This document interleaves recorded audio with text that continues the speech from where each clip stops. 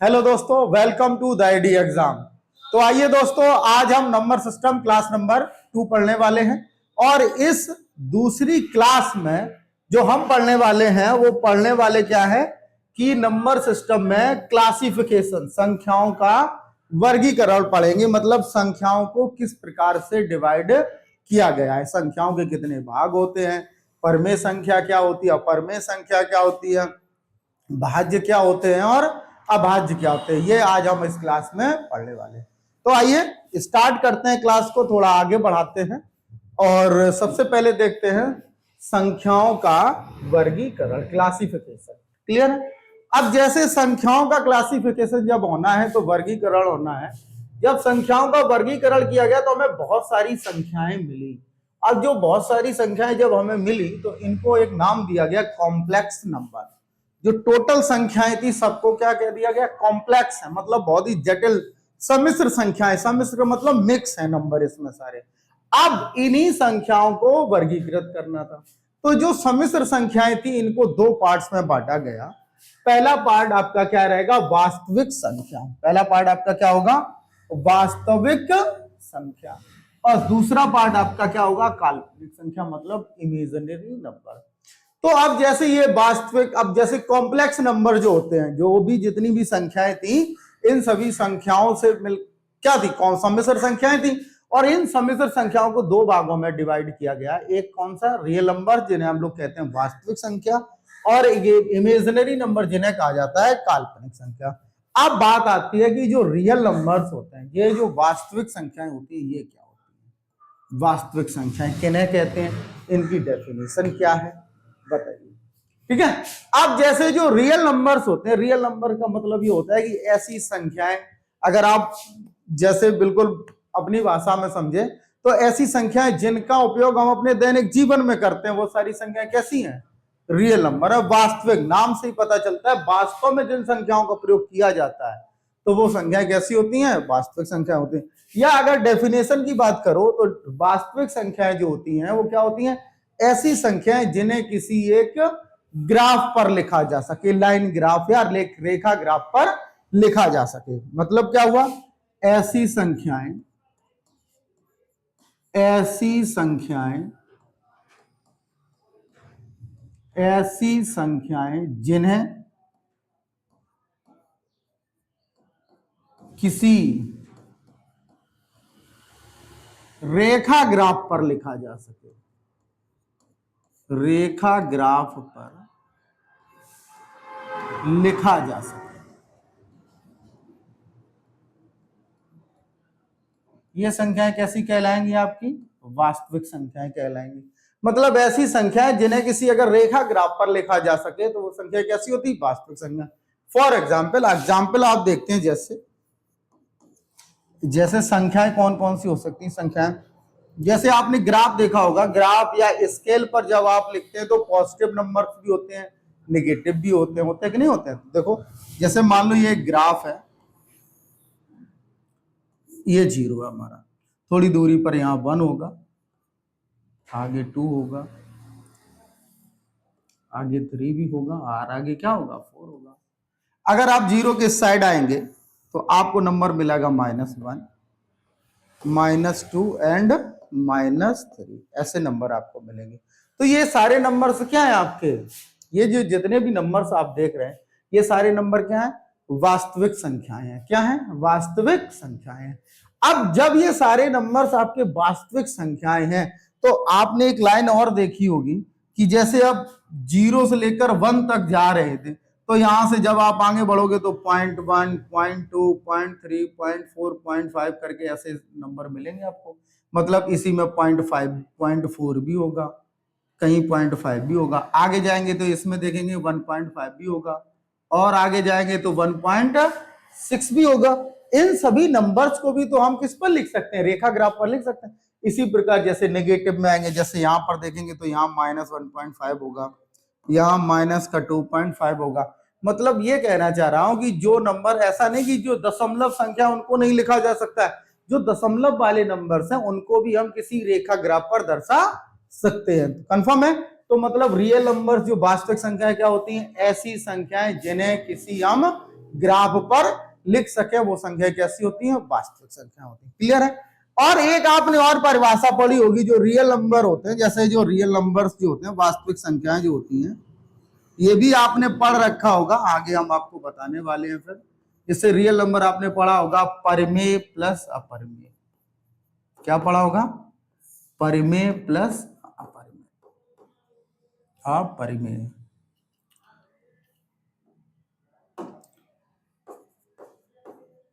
ये भी आपने पढ़ रखा होगा, परिमेय प्लस अपरिमेय। मतलब जो रियल नंबर या वास्तविक संख्याएं होती हैं वो परिमेय और अपरिमेय का हिस्सा होती है। ये भी सही है। मतलब जो भी संख्या परिमेय और अपरिमेय सबको जोड़ दिया जाए तो क्या बनेंगी, आपकी वास्तविक संख्याएं बनेंगी। तो सबसे पहले वास्तविक संख्याओं का सीधा सा, ऐसी संख्याएं जिन्हें हम किसी ग्राफ पर लिख सकते हैं वो संख्या कैसी होती है, वास्तविक संख्याएं होती हैं। वास्तविक संख्याओं की एक डेफिनेशन और होती है, ये भी आपके एग्जाम में पूछी जाती है। रियल नंबर्स क्या होते हैं, परिमेय प्लस अपरिमेय। मतलब परिमेय और अपरिमेय को मिलाकर जो संख्याएं बनती हैं वो क्या कहलाती है, आपकी वास्तविक संख्याएं कहलाती हैं। क्लियर है। तो अभी वास्तविक संख्या में और आगे पढ़ेंगे, डिवाइड करेंगे। अब हम देख लेते हैं इमेजिनरी नंबर क्या होता है। ये देख लेते हैं इमेजिनरी नंबर मतलब काल्पनिक संख्या। अब जब हम काल्पनिक संख्या पढ़ने वाले हैं तो काल्पनिक संख्या क्या होती है, काल्पनिक संख्या मतलब ऐसी, इसी के डेफिनेशन में अगर देखा जाए, ऐसी संख्या जिसे हम किसी ग्राफ पर नहीं लिख सकते हैं वो संख्या कैसी कहलाएगी, हमारी काल्पनिक संख्या। मतलब कोई भी ऐसी संख्या जिसे हम ग्राफ पर ना लिख सकें। एक ऐसी संख्या, एक ऐसी संख्या, एक ऐसी संख्या जिसे हम ग्राफ पर नहीं लिख सकते। ग्राफ लाइन ग्राफ हो सकता है, रेखा ग्राफ पर नहीं लिख सकते।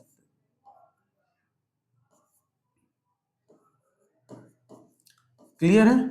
मतलब कोई एक ऐसी संख्या जिसको ग्राफ पर ना लिखा जा सके।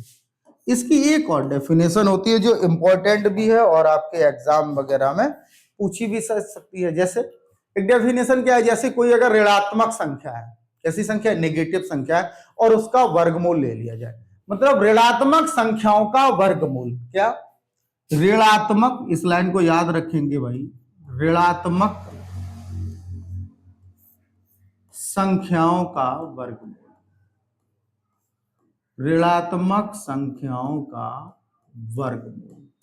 अगर किसी कोई ऋणात्मक नंबर है, नेगेटिव नंबर है, उसका आपने क्या ले लिया, वर्गमूल ले लिया, स्क्वायर रूट।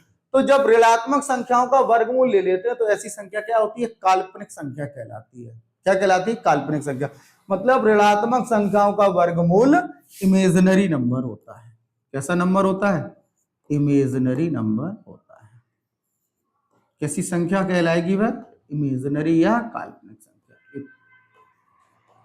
क्लियर है अब आपको कि ऋणात्मक संख्याओं का जो वर्गमूल होता है वो क्या होता है, इमेजिनरी नंबर होता है। फॉर एग्जाम्पल जैसे हम लेते हैं, एक एग्जाम्पल ले लेते हैं, एग्जाम्पल से थोड़ा समझने की कोशिश करेंगे। देखो जरा एग्जाम्पल से समझते हैं थोड़ा। जैसे एग्जाम्पल में क्या है, इसके एग्जाम्पल हम लेते हैं छोटा सा एग्जाम्पल में आप देख पाएंगे। जैसे मान लो मैंने एक ऋणात्मक नंबर ले लिया -16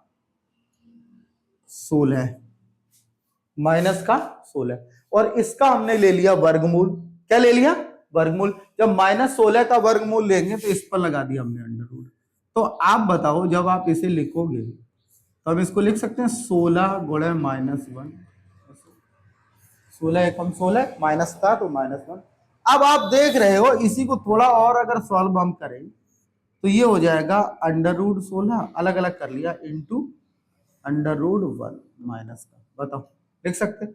जो √16 है इसको हम लिख सकते हैं 4, और जो √-1 होता है इसका मतलब होता है i, क्योंकि जो √-1 होता है, √-1 की वैल्यू होती है i फॉर इयोटा, ठीक है। और यहाँ पे इसका स्क्वायर करेंगे तो -1 की वैल्यू i² होगी। जब आप कॉम्प्लेक्स नंबर पढ़ते हैं तो ये आपको सिखाया भी जाता है कि जो i² होता है, आयोटा है, इमेजिनरी का सिंबल होता है, तो i² का मान कितना होता है, -1 होता है। तो आपने देखा ये नंबर बन के आया 4i।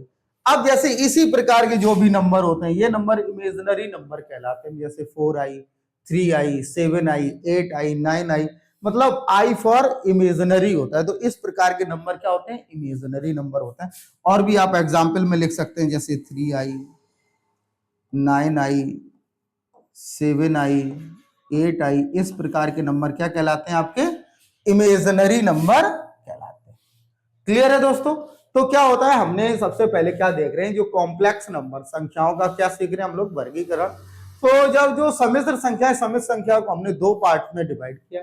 पहला पार्ट है आपका रियल नंबर और दूसरा है आपका इमेजिनरी नंबर। जो वास्तविक संख्याएं होती है वो हमने जानी कि वास्तविक संख्याएं ऐसी संख्याएं जो रेखा ग्राफ पर लिखी जा सकती है, वास्तविक संख्या कहलाती हैं। वो वास्तविक संख्याएं चाहे ग्राफ, चाहे वो वास्तविक संख्याएं चाहे पॉइंट में हो या पूरी पूरी कंप्लीट नंबर हो, चाहे नेगेटिव हो चाहे पॉजिटिव हो, सारी संख्याएं कैसी होती है, वास्तविक संख्या होती है। फिर हमने सीखा कि इमेजिनरी नंबर क्या होता है, ऐसी संख्याएं जिन्हें हम किसी ग्राफ पर नहीं लिख सकते हैं, वो संख्या कैसी होती है, इमेजिनरी संख्याएं होती हैं। जैसे फिर एक और डेफिनेशन होती है इमेजिनरी संख्याओं की, कि ऋणात्मक संख्याओं का अगर आप वर्गमूल ले लें, इंपॉर्टेंट है, पूछा भी जाता है कि ऋणात्मक संख्याओं का जो वर्गमूल होता है वो क्या कहलाता है, इमेजिनरी संख्या कहलाता है। क्या कहलाता है, इमेजिनरी संख्या कहलाता है। फॉर एग्जाम्पल जैसे -16 का हमने वर्गमूल ले लिया, तो 16 को हम क्या लिख सकते हैं, 16 गुणे -1। तो अलग अलग रूट लगा दिया हमने, क्या किया, इस पर रूट जो है अलग अलग कर दिया, इस पर रूट कैसा कर दिया, अलग अलग कर दिया। तो ये हो गया रूट 16 गुणे रूट -1, 16 का 4 होता है वर्ग, और -1 की वैल्यू आई होती है। जैसे -1 आई तो आई स्क्वायर के मान कितना होता है, -1। तो वही मैंने अब जैसे भी 4i, अब 4i, 3i, 7i, 8i, इस प्रकार की जो संख्याएं होती है वो क्या होती है, इमेजिनरी संख्याएं होती है। क्लियर है। अगर और इमेजिनरी संख्याओं की बात करें तो जैसे जो कॉम्प्लेक्स, जैसे इमेजिनरी संख्या देखेंगे आप, अभी इसको थोड़ा ऊपर कर देते हैं, इतना आपने पढ़ लिया है। जैसे अगर और इमेजिनरी संख्याओं की बात करें, जैसे अगर कोई ऐसी संख्या लिखी है 3 + 4i, तो ये भी कैसी संख्या है, एक इमेजिनरी ही संख्या है। कैसी संख्या है, इमेजिनरी संख्या है, 3 + 4i हो या 3 - i हो, ठीक है, ये इमेजिनरी संख्या, मतलब इसे सम्मिश्र संख्या कह सकते हैं। अब जैसे कोई अगर इमेजिनरी संख्या है, थोड़ा आप जानेंगे, एक लाइन और बताता हूं मैं इसमें आपको। जैसे अगर कोई इमेजिनरी संख्या है और इसका एक कॉन्जुगेट है, क्या है, कॉन्जुगेट। कॉन्जुगेट का मतलब होता है संयुग्मी। कॉन्जुगेट का मतलब क्या होता है, संयुग्मी। जैसे इमेजिनरी संख्या और इसका जो कॉन्जुगेट होगा वो 3 - 4i होगा। क्लियर। कॉन्जुगेट का मतलब अगर एक पॉजिटिव है तो दूसरा कैसा होगा, निगेटिव होता है। कॉन्जुगेट का मतलब यही होता है। अगर हम इन दोनों का मल्टीप्लाई करा दें, समझना ध्यान से, अगर हम इन दोनों का क्या करा दें, मल्टीप्लाई करा दें, गुणा करा दें आप इसका, देखिए एक हमारे पास एक इमेजिनरी नंबर है और उस इमेजिनरी नंबर का एक कॉन्जुगेट है, अगर दोनों का आपस में गुणा करा दे तो हमेशा रियल नंबर प्राप्त होगा। क्या प्राप्त होगा, वास्तविक संख्या प्राप्त होगी। मतलब क्या है कि इमेजिनरी संख्या और उसके कॉन्जुगेट का गुणनफल हमेशा एक वास्तविक संख्या होती है। ये आपको सीख लेना है, ठीक है। पूछा जाता है स्टेटमेंट में, पूछा जाएगा विच स्टेटमेंट इज ट्रू, ऐसे करके कौन सा कथन सत्य है, तो लिखा होगा एक इमेजिनरी संख्या और उसके एक संयुग्मी का आपस में गुणा कराने पर कैसा रिजल्ट आएगा, वास्तविक, काल्पनिक, परमेय, अपरमेय, ऐसे पूछा जाएगा तो आप क्या कहेंगे, वास्तविक संख्या। क्लियर है। आइए देख लेते हैं, जैसे इसका ये संयुग्मी है 3 + 4i और 3 - 4i, इन दोनों का जैसे ही आप मल्टीप्लाई कराओगे तो ये a + b, a - b, तो a² - b² बनेगा। क्या बनेगा, a² - b²। तो ये क्या हो जाएगा, 3 का स्क्वायर - 4i का स्क्वायर, बताओ, तो ये हो जाएगा 9 - 16i²। आप बताओ i² की वैल्यू कितनी होती है, पीछे पढ़ चुके, -1 होती है। तो i² की जगह जैसे ही आप -1 रखोगे तो 9 + 16, ये कितना हो जाएगा, 25। कितना हो जाएगा, और 25 क्या होता है, एक वास्तविक संख्या होती है। तो कभी भी कॉन्जुगेट हो, एक इमेजिनरी संख्या हो और उसका कॉन्जुगेट हो, मतलब संयुग्मी हो, दोनों का जैसे ही आपस में आप गुणा करेंगे तो आपको कैसी संख्या मिलेगी, वास्तविक संख्या मिलेगी। ये आपको याद रखना है। क्लियर है। तो इमेजिनरी में हमें ज्यादा पढ़ना नहीं था, इमेजिनरी में हमें इतना ही पढ़ना था। आप चाहो तो यहाँ स्टेटमेंट लिख सकते हो। जो स्टेटमेंट है, क्या स्टेटमेंट होता है? एक काल्पनिक संख्या, स्टेटमेंट आप लिख सकते हैं इसी में, एक काल्पनिक संख्या, एक काल्पनिक संख्या और उसके संयुग्मी का आपस में गुणा कराने पर या गुणा करने पर वास्तविक संख्या प्राप्त होती है। वास्तविक संख्या प्राप्त होती है। क्लियर है? क्या बताया मैंने? एक काल्पनिक संख्या और उसके संयुग्मी का आपस में गुणा कराने पर क्या प्राप्त होता है? एक वास्तविक संख्या प्राप्त होती है। इमेजिनरी में हमें बस इतना ही पढ़ना था, ये आपको समझना है। क्लियर? क्या बताया मैंने? हमने आपको स्टार्ट किया था कॉम्प्लेक्स नंबर, स्टार्ट किया, संख्याओं का वर्गीकरण शुरू किया। सबसे पहले बताया वास्तविक नंबर क्या होता है, फिर इमेजिनरी थोड़ा सा पार्ट है, क्या होता है? ऋणात्मक संख्याओं का अगर वर्गमूल आप ले लेंगे तो वो इमेजिनरी नंबर बनते हैं। तो जैसे 3i, फिर मैंने आपको बता दिया है जो रूट -1 होता है उसकी वैल्यू i होती है, अगर उसका स्क्वायर कर दे तो -1 की वैल्यू i² होती है। तो जब हम आगे बढ़ रहे हैं तो आगे हमने देखा कि जैसे इस प्रकार के नंबर भी कैसे होते हैं? इमेजिनरी होते हैं। अगर इसी का एक कॉन्जुगेट ले लें, दोनों का आपस में क्या करा दे? गुणा करा दे। जब दोनों का गुणा कराओगे तो ऐसे नंबर से हमेशा हमें एक वास्तविक संख्या मिलेगी। तो वही मैंने आपको स्टेटमेंट लिखकर दिखाया है कि एक काल्पनिक संख्या और उसके संयुग्मी का आपस में गुणा करने पर हमें हमेशा वास्तविक संख्या प्राप्त होती है। क्लियर है इतना? आइए अब आगे बढ़ते हैं। अब हम लोग वापस आ जाते हैं किसमें? रियल नंबर्स पे, क्योंकि अभी रियल नंबर बड़ा पार्ट है, इसी में आगे पढ़ना है। और काल्पनिक संख्या बाबा हमें आगे कुछ नहीं पढ़ना है, जानकारी के लिए आपके लिए पर्याप्त है।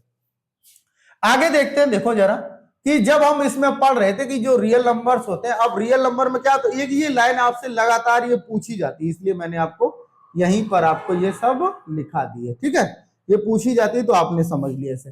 अब देखते हैं कि ऐसी संख्या जिन्हें ग्राफ पर लिखा जा सके। वो आपने देखा होगा जैसे ही मैंने ये ग्राफ बनाया, ठीक है, आप देख रहे हैं कि जैसे ही मैंने ये ग्राफ बनाया था, ये वाला ग्राफ, तो इस ग्राफ में आपने दो प्रकार के नंबर देखे, एक तो कंप्लीट नंबर देख रहे हैं और एक दशमलव वाले। तो जो रियल नंबर्स होते हैं इनको हम पूर्णांक और दशमलव संख्या भी कहते हैं। क्या कहते हैं? पूर्णांक और दशमलव से मिलकर जो संख्याएं बनती हैं उन्हें भी हम क्या कहते हैं? रियल नंबर्स भी कहते हैं। क्लियर है? लेकिन ऐसा नहीं कि परमेय परमेय, इसी में से परमेय अपरमेय होती। बात क्या है कि जो दशमलव होता है, दशमलव वाला जो पार्ट है, कुछ दशमलव परमेय में भी आएंगे और कुछ दशमलव आपके किस में आएंगे? अपरमेय में भी आएंगे। ठीक है, कुछ दशमलव आपके किस में आएंगे? परमेय में आएंगे और कुछ दशमलव किस में आएंगे? अपरमेय में आएंगे। इसीलिए हम लोग यहीं पर थोड़ा दशमलव को जान लेते हैं कि ठीक है। तो जो रियल नंबर्स हैं, रियल नंबर्स वास्तविक संख्या, इसके दो पार्ट हैं। दो पार्ट में हम पहला पार्ट डिवाइड करते हैं। पहला पार्ट हम बना देते हैं यहाँ पर पूर्णांक। आपने देखा सारे पूर्णांक भी लिखे हुए हैं। अब पूर्णांक 3 प्रकार के होते हैं, वो आगे हम लोग पढ़ेंगे। और एक इसमें पार्ट है जो इंपॉर्टेंट है पढ़ने वाले अभी, वो क्या है? इसमें दशमलव संख्या। क्या है? दशमलव संख्या, दशमलव संख्या, डेसिमल नंबर। ठीक है, क्या पढ़ने वाले हैं? दशमलव संख्या। आइए देखते हैं जरा, दशमलव संख्या को जान लेते हैं पहले। अब एक बात बताइए, जैसे जो दशमलव संख्या होती है, दशमलव संख्या जो हम पढ़ रहे हैं, दशमलव संख्या दो प्रकार की होती है। एक आपने पढ़ा होगा आवर्ती और एक अनावर्ती दशमलव। क्या पढ़ा होगा? एक आवर्ती और एक अनावर्ती दशमलव। एक आवर्ती दशमलव होता है,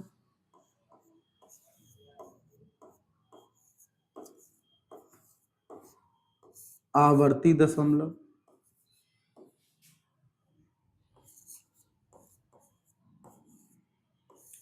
और दूसरा होता है अनावर्ती दशमलव।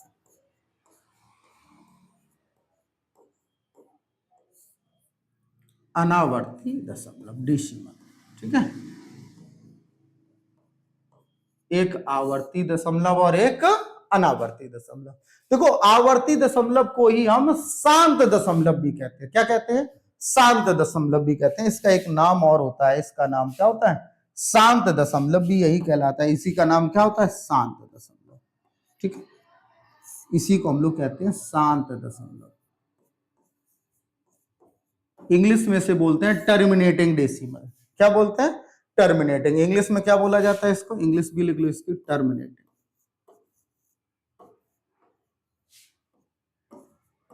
टर्मिनेटिंग डेसिमल, क्लियर है। और इसको क्या बोलते हैं? Non terminating.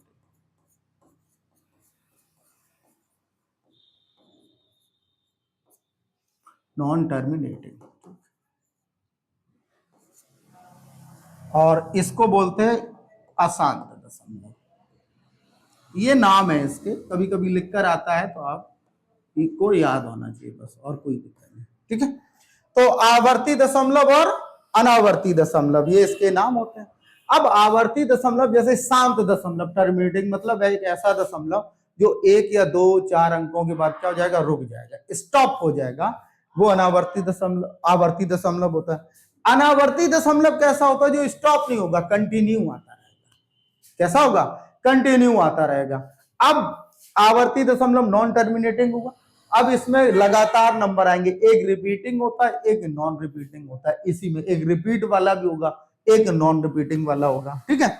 जैसे अगर हम इसमें आवर्ती दशमलव की बात करें तो जैसे एग्जाम्पल अगर देखा जाए, इसमें जो एग्जाम्पल होते हैं आवर्ती में, जैसे 0.1 होगा, 0.23 होगा, 0.567 हो जाएगा, 0.8 हो जाएगा, 0.9 हो जाएगा। इस प्रकार के जो दशमलव होते हैं वो कैसे होते हैं? आवर्ती दशमलव होते हैं। आवर्ती मतलब शांत दशमलव है। इनको आप चाहो तो 1/10 या 23/100 दशमलव हटा के उतना जीरो हम इसे में क्या कर सकते हैं? लिख सकते हैं। मतलब ये दशमलव कहते हैं स्टॉप। क्लियर है।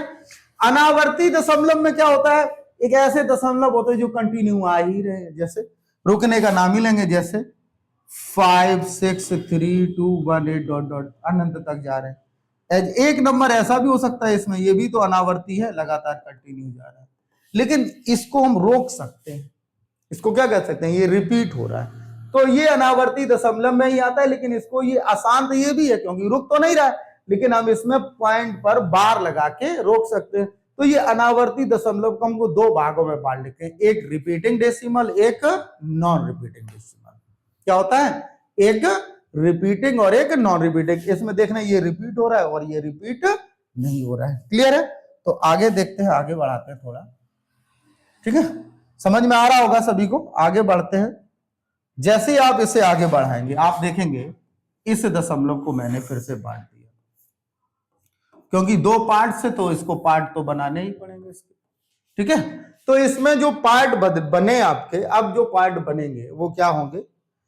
इसी में से एक होगा रिपीटिंग डेसिमल। कैसा होगा? रिपीटिंग, जो रिपीट हो रहा है, ठीक है, रिपीटिंग डेसिमल।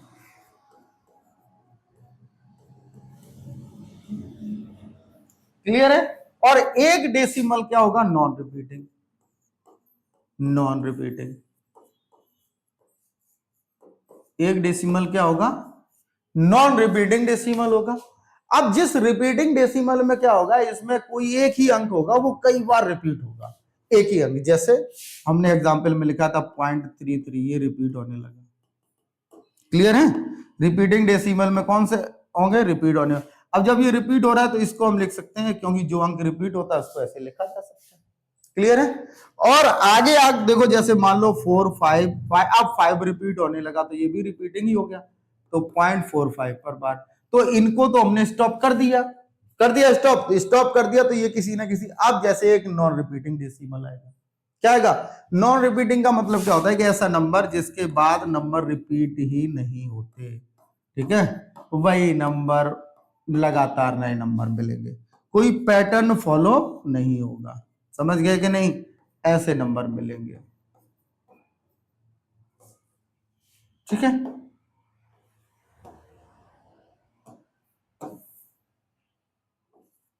समझ गए? ऐसे नंबर होते हैं वो नॉन रिपीटिंग होते हैं। अब देखो हमने ये इतना क्यों बता दिया, क्योंकि अब परमेय और अपरमेय बताना बहुत आसान होगा। जैसे ये शांत दशमलव है, तो इन सभी को हम 1/100 ऐसे p/q के फॉर्म में लिख सकते हैं। ठीक है, जब आपने देखा होगा इसको भी आप p/q के फॉर्म में लिख सकते हो, क्योंकि इसकी जब आप वैल्यू चेंज करते हो तो इसको आपने पढ़ा है, अभी 3/9 लिख सकते हैं, अभी बता रहा हूं, इसको भी हम p/q की फॉर्म में लिख सकते हैं। तो ये भी जब इसके p/q की फॉर्म में लिख सकते हैं, तो ये रिपीटिंग डेसिमल होता है, तो ये किसका पार्ट हो जाएगा? परमेय का पार्ट हो जाएगा, ये भी परमेय हो जाएगा। लेकिन जो नॉन रिपीटिंग होगा, ये है कि अनावर्ती दशमलव जो होता है, एक अनावर्ती non repeating, non terminating and non repeating जो डेसिमल होता है वो कैसा होता है? अपरमेय होता है, क्योंकि उसे हम p/q की फॉर्म में नहीं लिख सकते हैं। क्लियर है? तो ऐसा दशमलव जो होगा वो कैसा होगा? अपरमेय होगा। ठीक है, तो ये दशमलव था, दशमलव जाना बहुत इंपॉर्टेंट था, क्योंकि हम आगे पढ़ने वाले हैं परमेय और अपरमेय। फिर आप हमेशा कंफ्यूज रहते, सर परमेय क्या होता है और अपरमेय क्या होता है। अब आपका कंफ्यूजन नहीं होगा। क्लियर है? तो मैंने क्या बताया, जैसे दशमलव संख्या पढ़ रहे थे, हमने बताया आपको वास्तविक संख्याएं थी हमारे पास। कौन सी संख्याएं थी? वास्तविक हमने दो पार्ट्स में बांट दिया, दशमलव और एक पूर्णांक, क्योंकि जैसे लिखा था कि जो वास्तविक नंबर है वो कैसे है, हमने देखा पूर्णांक आ रहे और डेसिमल आ रहे, इसका मतलब इनका पार्ट क्या होगा? दशमलव संख्या और पूर्णांक होने चाहिए। पूर्णांक अभी हमने छोड़ रखे, आगे पढ़ेंगे इनको। अब दशमलव पढ़ना था, आवर्ती और अनावर्ती दशमलव, ये सबसे पहले जान लिया।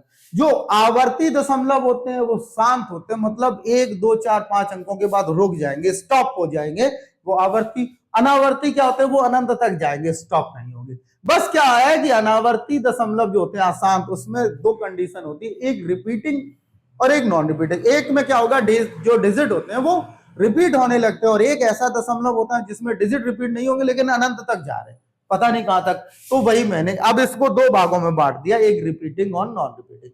रिपीटिंग को ऐसे लिख लिया और नॉन रिपीटिंग को इस तरीके से हमने। क्लियर है?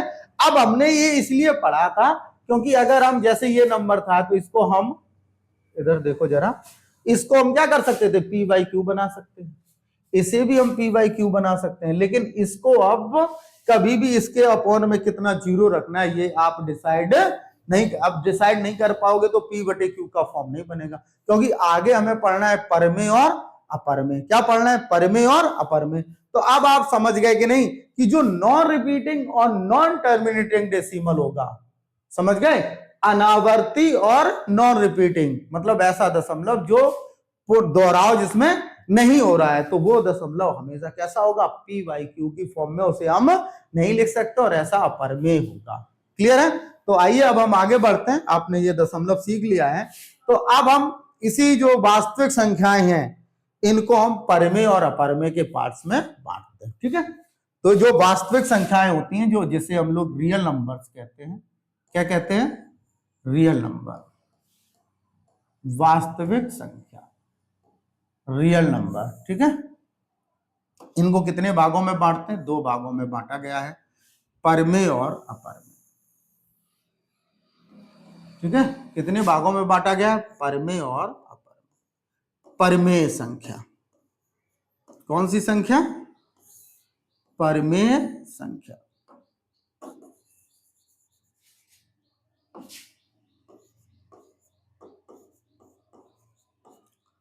और दूसरा पार्ट क्या होता है? अपरमेय संख्या। बहुत ध्यान से सीख लेना, अगर आपने आज परमेय और अपरमेय सीख लिया फिर आप कभी भूलेंगे नहीं। ठीक है, परमेय संख्या और अपरमेय संख्या। क्लियर है? दो पार्ट है इसके, परमेय संख्या और अपरमेय संख्या। आइए जानते हैं परमेय क्या होता है। परमेय संख्या की आपने डेफिनेशन पढ़ी होगी, इंग्लिश में इसको कहते हैं रेशनल नंबर।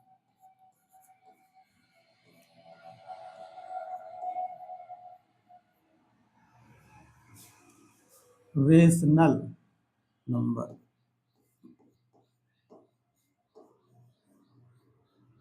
और इसको कहते हैं इर्रेशनल नंबर।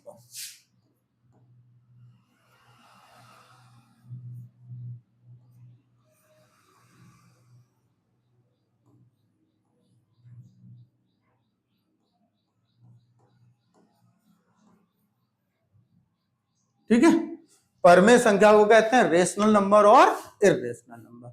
अब परमेय संख्या क्या होती है, आपने डेफिनेशन इनकी बहुत कई बार पढ़ी होगी। क्या होती है डेफिनेशन? ऐसी संख्याएं, लिख लेना, अच्छे से नोट्स बना लेना है। ऐसी संख्याएं जिन्हें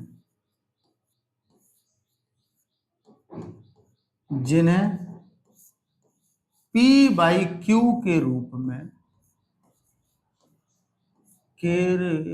में लिखा जा सकता है।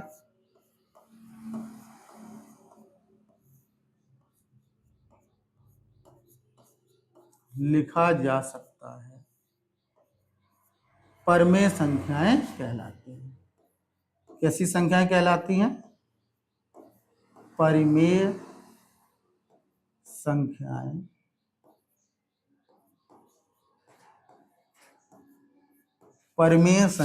कहलाती हैं।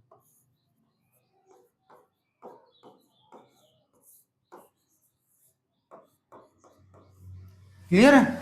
मतलब ऐसी संख्या जिन्हें P बाई Q का जैसे अगर आप कहना चाहें तो हम ये भी कह सकते हैं ऐसी संख्याएं जिन्हें भिन्न के रूप में लिखा जाए। भिन्न मतलब फ्रैक्शन फॉर्म में लिखा जा सके, वो संख्या क्या कहलाएंगी? आपकी परमेय संख्याएं कहलाएंगी। क्लियर है? तो ऐसी संख्याएं जिन्हें भिन्न के रूप में लिखा जा सकता है, कैसी संख्याएं होती हैं?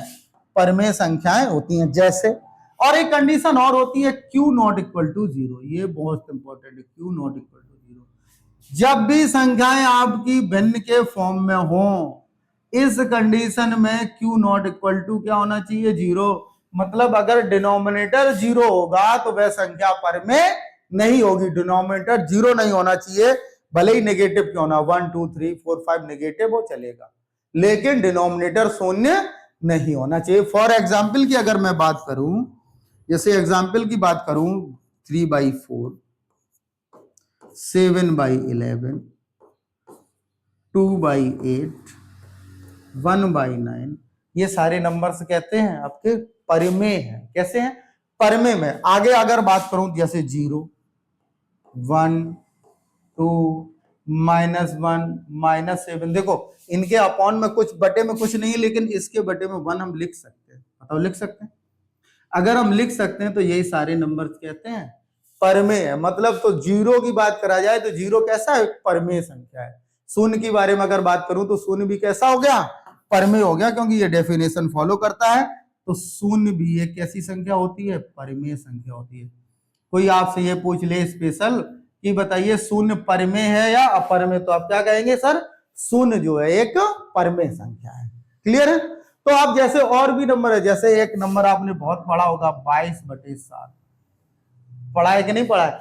तो 22/7 भी कैसा होता है? परमेय होता है, क्योंकि ये भिन्न फॉर्म में। लेकिन यदि पाई लिखा होता, क्या लिखा होता? पाई, तो किस में चला जाता? अपरमेय में। किस में चला जाता? अपरमेय, क्योंकि पाई एक सिंबल है, कांस्टेंट है, इसकी वैल्यू फिक्स नहीं है, इसलिए अपरमेय होता है। अगर हम 22/7 लिख सकते हैं तो ये P बाई Q की फॉर्म में है, तो इसका मतलब ये कैसा होगा? परमेय होगा।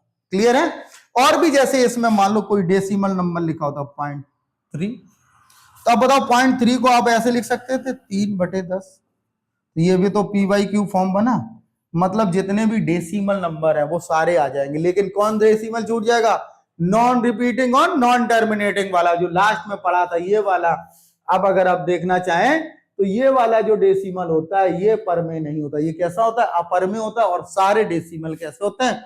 परमेय होते हैं। क्लियर है? तो आइए देखते हैं और भी देख लेते हैं। जैसे मान लो आपने कोई दूसरा नंबर लिख दिया 0.45, तो इसको भी आप कितना लिख सकते हो? 45/100 लिख सकते हो। जब लिख सकते हैं तो ये कैसा होगा? फिर परमेय होगा। ठीक है? जैसे मान लो 0.3 पर बार है, तो इसको हम लिख सकते हैं 3/9, ये भी किस फॉर्म में होगा? P बाई Q के फॉर्म में होगा। तो ये भी कैसे होते हैं? परमेय नंबर होते हैं। कैसी संख्या होती है? परमेय मतलब रेशनल नंबर होते हैं। क्लियर है? Rational number. अब कभी आप नहीं बोलेंगे रेशनल नंबर। ठीक है? अब हम आ जाते हैं इर्रेशनल नंबर। बहुत आसान है। इर्रेशनल नंबर बहुत ही कम होते हैं और बहुत ही आसान भी होते हैं, और इनको आप लोग बड़ी आसानी से सीख भी सकते हो। ठीक है? रेशनल नंबर बहुत आसान होते हैं। देखो क्या होते हैं रेशनल नंबर, जानो। रेशनल नंबर, इर्रेशनल नंबर क्या होते हैं? अपरमेय। हमने क्या बताया, ऐसी संख्या जिन्हें p बाई क्यू के फॉर्म में लिखा जाए वो कैसे होते हैं, परमेय होते हैं। लेकिन ऐसी संख्याएं जिन्हें p बाई क्यू के फॉर्म में नहीं लिखा जा सके कैसे होते हैं, अपरमेय होते हैं। तो अगर इनकी डेफिनेशन की बात करो, ऐसी संख्याएं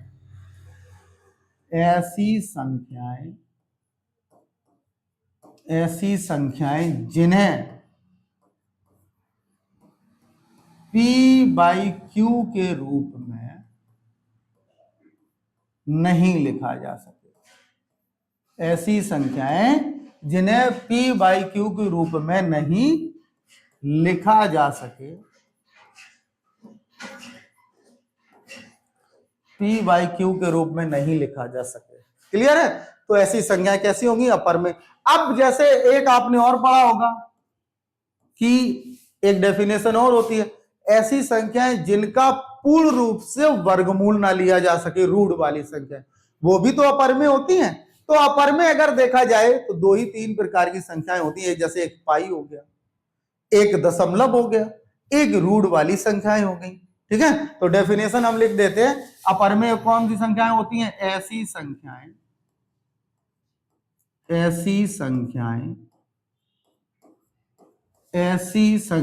जिनका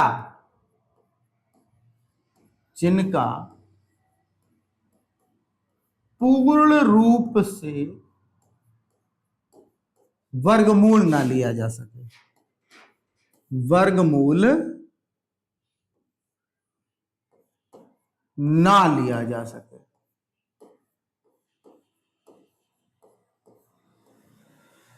ऐसी संख्याएं जिनका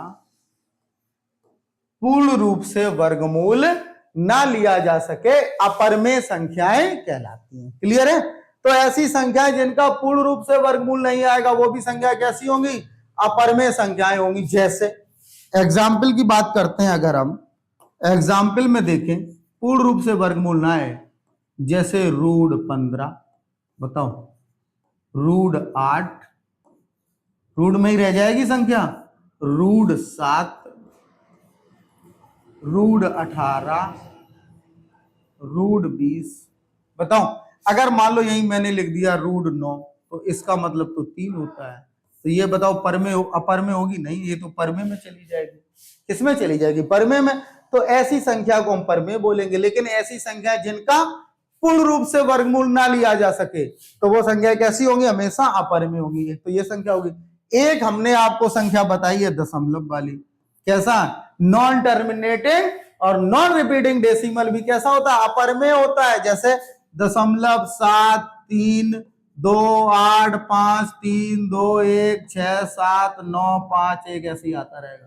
तो ऐसा दशमलव हमेशा कैसा होगा, अपरमेय होगा। एक आप जानते हैं तीसरे नंबर पर कौन सा है आपका, पाई, क्योंकि पाई की वैल्यू फिक्स नहीं है, 3.14728 ऐसी समथिंग चलती रहती है कंटिन्यू, तो ये फिक्स नहीं है। अब ऐसी और सिंबल देखो, एक ई होता है चरघातांकी नीतांक, एक फाई भी होता है, आपने देखा होगा फाई की वैल्यू भी कुछ फिक्स होती है, क्योंकि ये क्या है, सिंबल है। और ये अगर नियतांक है तो इनकी वैल्यू अभी फिक्स नहीं है, तो इनकी वैल्यू कैसी होगी, हमेशा अपरमेय होगी। ठीक है, तो ये था आपका आज परमेय और अपरमेय। क्लियर है? परमेय और अपरमेय अगर आपको कोई भी डाउट हो तो आप हमें बता सकते हैं। परमेय अपरमेय के बाद आगे हम लोग क्या करेंगे, आगे की क्लास में हम लोग देखेंगे परमेय और अपरमेय। अपरमेय फिनिश हो गया तो अब हम लोग परमेय को डिवाइड करेंगे। परमेय में क्या होते हैं, हमारे पास पूर्णांक होते हैं। परमेय में क्या होते हैं, पूर्णांक होते हैं, डेसिमल भी होते हैं। डेसिमल हम पढ़ चुके हैं, तो अब हम लोग परमेय में क्या पढ़ेंगे, पूर्णांक। ठीक है, आगे देखो परमेय जो नंबर है, परमेय इन्हीं को आगे हम पढ़ने वाले हैं। ठीक है, परमेय। तो ये पार्ट जो हमारा था, ये पार्ट हम लोग पढ़ रहे थे परमेय का। ठीक है, अब परमेय में आते हैं हमारे पास पूर्णांक। ठीक, परमेय में क्या होते हैं, पूर्णांक, जिन्हें आप लोग कहते हैं इंटीजर। परमेय में क्या आएंगे, पूर्णांक आएंगे।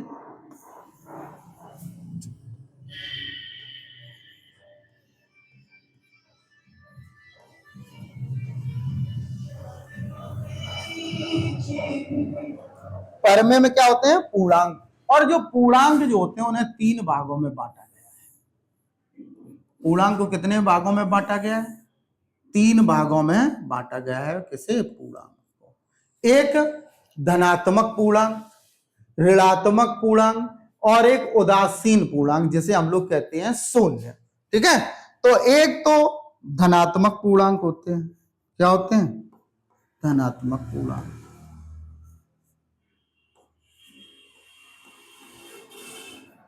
क्या होते हैं? धनात्मक पूर्णांक। और एक होते हैं आपके ऋणात्मक पूर्णांक। ऋणात्मक पूर्णांक। ठीक है, और एक तीसरा जो होता है वो क्या होता है? उदासीन। कैसा होता है? उदासीन। अब देखो, जैसे अगर जो धनात्मक पूर्णांक होते हैं इसमें सारी धनात्मक संख्याएं आएंगी। पूर्णांक की इंग्लिश से अगर देखो तो इसे हम लोग बोलते हैं इंटीजर। इसे इंग्लिश में क्या कहते हैं? इंटीजर।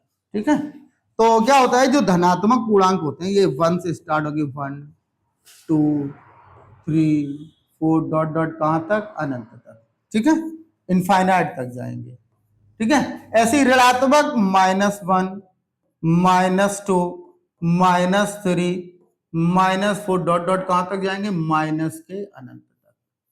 क्लियर है? और जीरो होता है वो उदासीन होता है, न्यूटर जिसे बोलते हैं। क्या बोलते हैं? न्यूटर। इसको नेगेटिव इंटीजर बोलते हैं। ठीक है, और ये जो होता है ये पॉजिटिव इंटीजर होता है। कैसा इंटीजर होता है? पॉजिटिव। ये उदासीन पूर्णांक होते हैं, धनात्मक, ऋणात्मक। अब जैसे जीरो की बात करो, जीरो एक पूर्णांक है लेकिन जीरो ना तो धनात्मक है और ना ऋणात्मक है। अगर शून्य की बात की जाए मतलब जीरो एक स्टेटमेंट बनाता है अपना कि जीरो जो होता है वो ना तो धनात्मक है और ना ही ऋणात्मक। तो इसके बारे में आप एक स्टेटमेंट लिख सकते हैं, मतलब शून्य, जीरो ना तो धनात्मक है ना तो धनात्मक है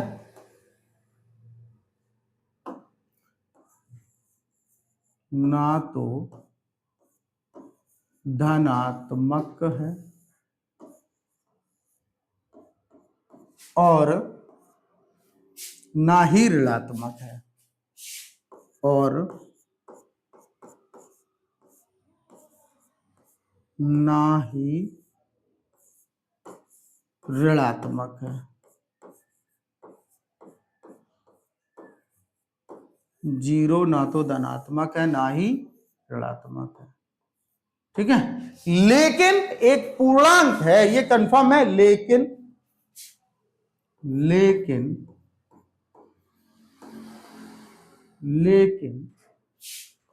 एक पूर्णांक है।